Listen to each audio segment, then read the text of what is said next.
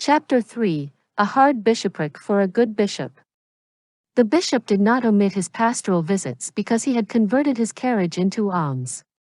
The diocese of D is a fatiguing one.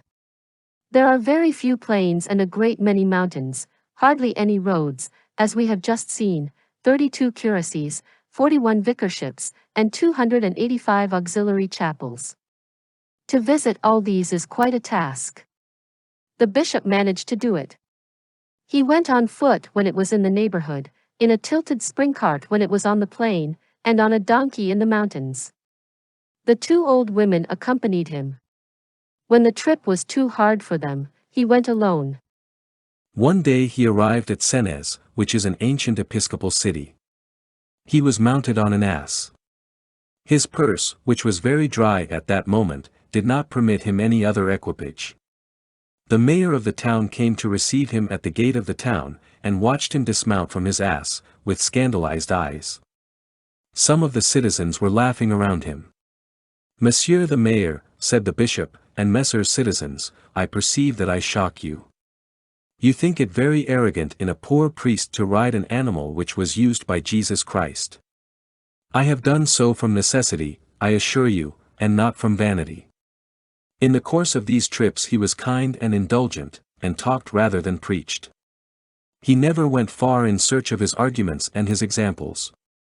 He quoted to the inhabitants of one district the example of a neighboring district.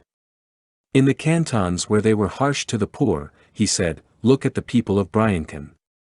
They have conferred on the poor, on widows and orphans, the right to have their meadows mown 3 days in advance of every one else.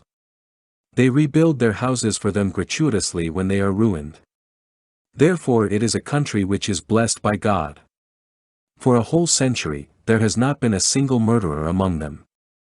In villages which were greedy for profit and harvest, he said, "Look at the people of Embrun.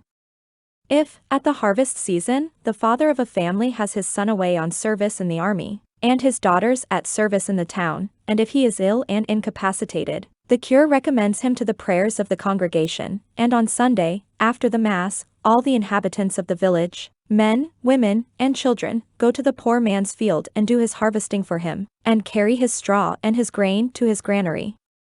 To families divided by questions of money and inheritance he said, "Look at the mountaineers of Devolny, a country so wild that the nightingale is not heard there once in 50 years. Well, when the father of a family dies, the boys go off to seek their fortunes, leaving the property to the girls, so that they may find husbands." To the cantons which had a taste for lawsuits, and where the farmers ruined themselves in stamped paper, he said, "Look at those good peasants in the valley of Queyras. There are 3,000 souls of them. Mon Dieu. It is like a little republic. Neither judge nor bailiff is known there. The mayor does everything. He allots the imposts, taxes each person conscientiously, judges quarrels for nothing, divides inheritances without charge, pronounces sentences gratuitously, and he is obeyed, because he is a just man among simple men." To villages where he found no schoolmaster, he quoted once more the people of Queyras. "Do you know how they manage?" he said. "Since a little country of 12 or 15 hearths cannot always support a teacher, they have schoolmasters who are paid by the whole valley, who make the round of the villages, spending a week in this one, 10 days in that, and instruct them.